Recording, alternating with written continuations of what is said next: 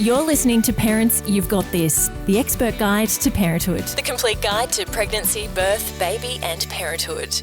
This week on the Expert Guide to Parenthood podcast, we're welcoming back our lactation expert, Rowena Gray. We're going to be talking all about nursing strikes and breast refusal. Rowena Gray is a midwife and an international board-certified lactation consultant. She is a mother of 3 gorgeous girls, and she is also a published author of her book, Born to Breastfeed. Thank you so much, Rowena, for being with us today. Great to be back. Let's start by talking about breast refusal. What is it? It is exactly as it sounds when your baby refuses to feed at the breast. And I think it is the most difficult breastfeeding challenge for a mum to work through because it tugs at the heartstrings. It is so stressful. Mums often feel their babies don't like them anymore, and it's really, really hard going to work through. It is. It's a horrible feeling. I've had that with one of my little ones, and it was so stressful. I just felt like, why don't you love me? What am I doing that's wrong? I'm working everything as hard as I can, and you still don't want it. But what are some of the common reasons that you see mums and bubs, go through this breast refusal? Well, sometimes it is the simplest solution that perhaps baby is just not ready to feed yet. So they're actually saying, no thanks, mum, yes. Step back. But other reasons are perhaps it's positional. Babies are in sometimes quite a funny position in the last few weeks of pregnancy, or the birth process itself. Maybe they've had a bit of twisting of their head or their neck or their shoulders for being born. Maybe they're a bit uncomfortable, they're a bit tense, and mum's hand or fingers pressure in that area is uncomfortable. So sometimes babies actually squirming and pulling away because they're just not comfortable in that spot. Another really common reason is if mums are using bottles as well as breastfeeding. Now, sometimes that's necessary, but the bottle can sometimes be quite a bit easier, the flow is faster, and particularly if mum might be struggling with some milk supply challenges, the baby might start to prefer the bottle. So mixing bottle and breast before the first few weeks can cause breast refusal.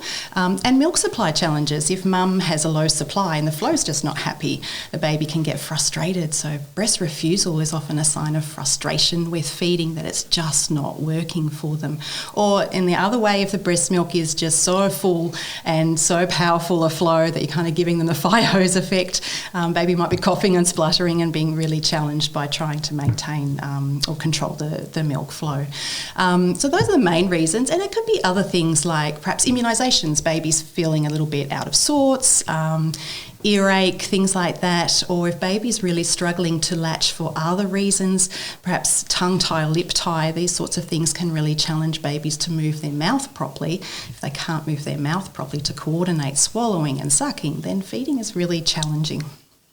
And so how can babies show us that they're refusing to feed? What are some of the body languages and behaviours that a baby might demonstrate?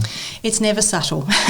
Babies pull off the boob, they turn their head away, they cry, they scream, they are arms and legs flailing, pushing away from the breast. It's a real obvious, I can't be here right now.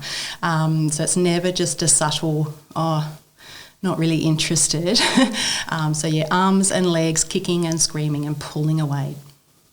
And what are some of the strategies you recommend to coax them back to the breast if they're like arching their back and screaming that they don't want it? What do you suggest? The main thing is to find what is the reason. So let's look at what's happening and what do we need to do to fix it. The biggest thing is to try to stay calm.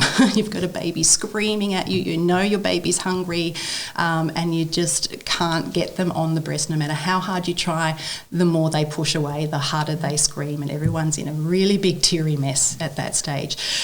Skin to skin, time together without any pressure to feed is a really key way of coaxing baby back to the breast. So a sling, a carrier in between feeds, baby can sleep on you can go out for a walk, take a bath together so the baby can be at the breast and just be there without any pressure to feed.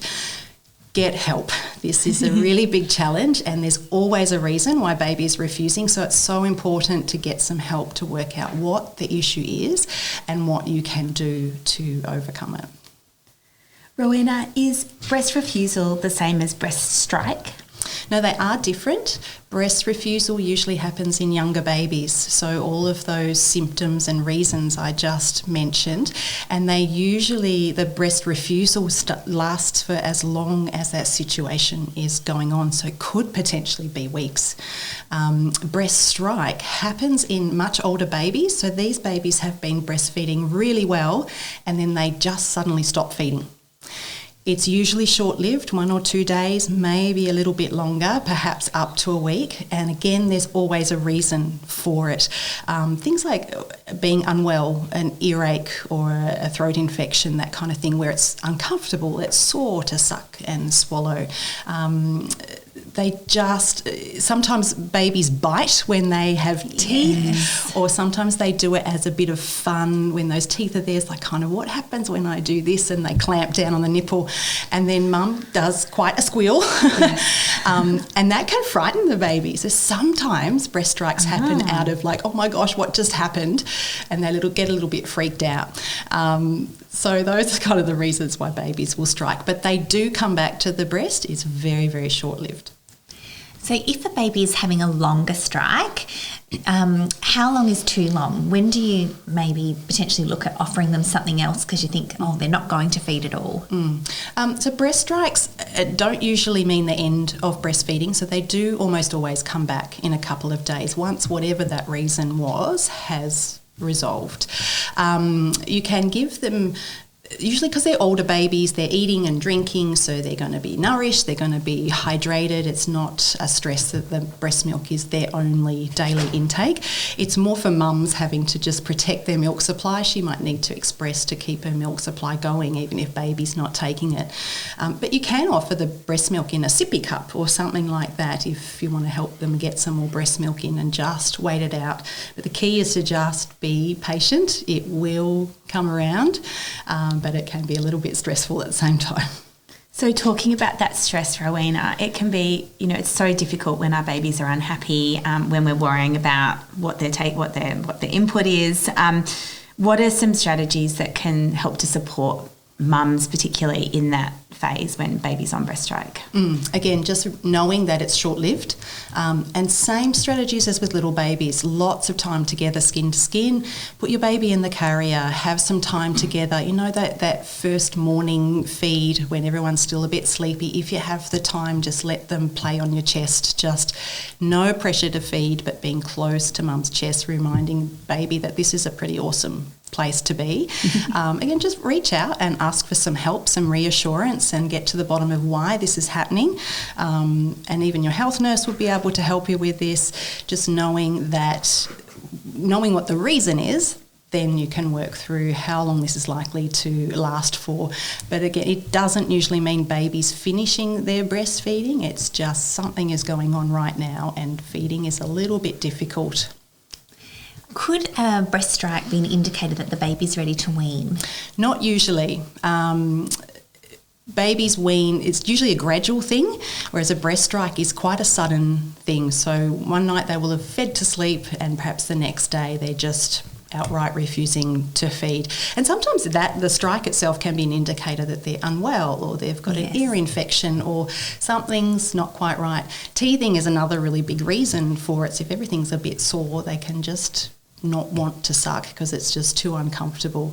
So it's just a matter of hanging on in there and knowing that it will pass soon.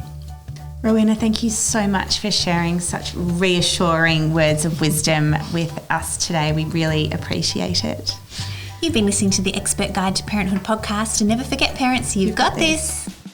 Join a Parents You've Got This masterclass today to be prepared, excited and educated for pregnancy, birth, baby and parenthood. Visit www.parentsyouvegotthis.com.au and sign up for a masterclass today.